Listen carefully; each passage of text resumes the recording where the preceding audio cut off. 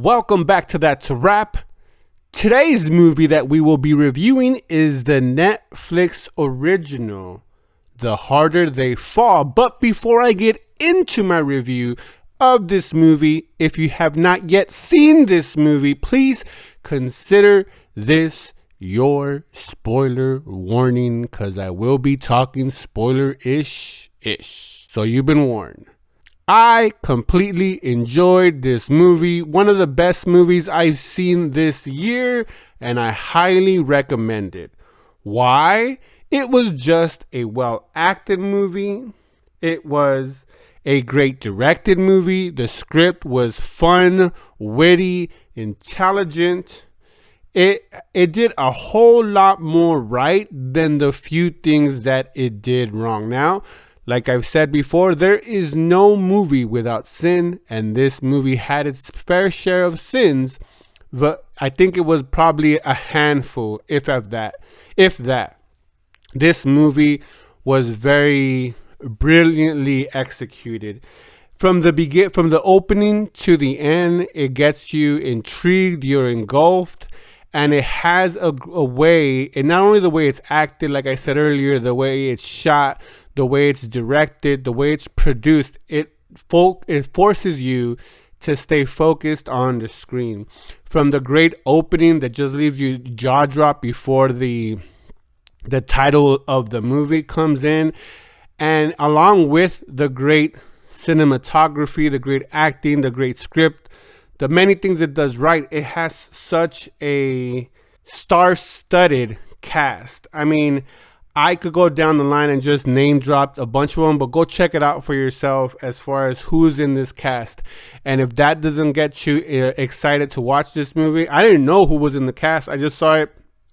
It came up on my trending, and I was like, oh, a new movie from Netflix. Obviously, right? There's always a new movie from Netflix.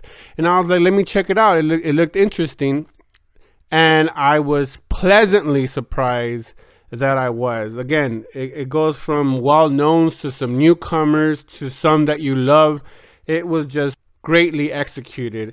And the main star of this, it has two of them though that I will say by name. Idris Elba, which plays Rufus Buck, and Kang the Conqueror. That's what he is in the Loki series anyways, but he plays Nat Love, Jonathan Mayers. They both of them played the roles amazingly, and not only them, again, everyone in this cast did a great job. I don't think I could name an actor or actress that did a bad job. Now, the story is not generic. It is definitely unique, where they mix a mixture of storylines that get you captivated, but it works in its favor as opposed to against it. Now, the ending, not to spoil too much for anybody, because I do want you guys to go check it out. The ending with the twist, I'm gonna be honest with you, I didn't see it coming but I did find the twist when I found out what the twist was. This is literally what I said. I'm like, oh, come on. Don't do some dumb twist like that. But I guess the movie decided that was the way it wanted to go, and it kind of made it cheaper for me, even though it explains the opening scene. But for me personally, it just cheapened the overall story just a little bit, not a lot, but enough to where I was like a little bit disappointed. They definitely got the Western spirit right as far as the lawlessness, and like I'm talking about the Wild Wild West back in the days, like 150 years ago or whatnot. They definitely got the spirit right, where people making their own kind of rules. If you're familiar with the Billy the Gun tradition, it kind of, not tradition, just the legend.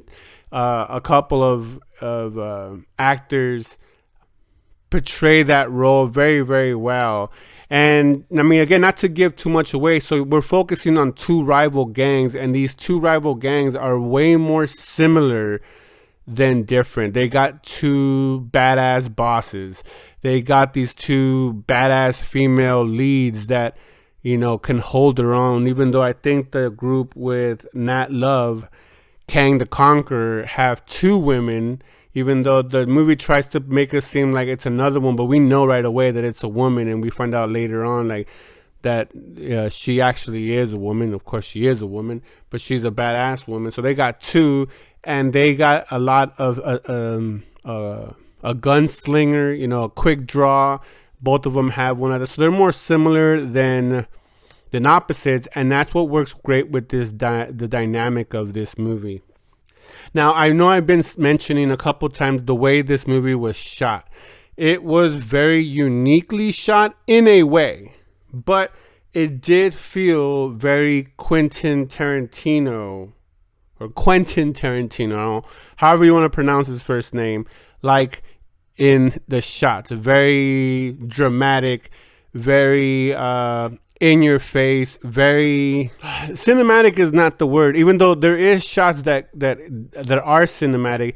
It's just more kind of cartoony. If you're familiar with Tarantino's work, like from Kill Bill, it's very similar in that aspect. Now, in the cinematic part of it, this movie has pacing issues. There's long pauses, but again, this is where the brilliance of this movie comes in. They make up for it with great cinematography.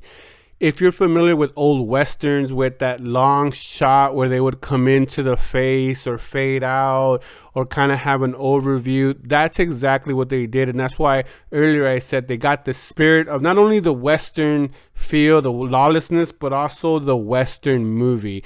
I felt like the director, producer, everybody involved in this one held very true to the traditional western movie, yet making it more modern with today's audience, if you will. But again, the pacing is not really pacing because you're captivated by the shots, and that is a brilliant, a stroke of brilliance, if you will. Not a lot of movies do that or can pull it off with the grace and beautifulness that this movie does. Now, again, this is a very small critique. Alba, in the beginning, they give him a hat, but the hat is so small that it looks like he has a big head. They did him wrong. They should have gave him a bigger hat so it could fit his face. It just looked awkward. And when he was on the horse, like, couldn't they find a bigger horse? Because he's a big man.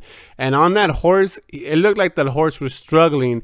And it honestly looked like he was scared out of his mind to be on that horse. Because when he was on that horse, and it's only a couple of shots, I think it was the most 2 minutes worth of screen time. I don't know if there was more in when they were filming it, but it's literally can't be more than 2 minutes. And when you see it, he looks so uncomfortable. He does not move. He, no giddy up, no nothing. He's frozen in the same shot over and over again. And you could see that there's probably people off camera ready to go in there and try to calm down the horse in case the horse gets crazy. But yeah, he did not look comfortable at all. And I wish they would have just taken that off, because it does take you away from the movie. And again, the fact that visually you see him as he's a big dude, and when you see the horse and him almost equal size, you're like, yeah, that wouldn't be it. And again, just props. You can't get everything right. Like I said earlier, there's no movie without sin, but it's very minimal. I completely enjoyed this movie in every aspect that it presented to me. Again, I know I nitpicked, but it's very minimum in its nitpick.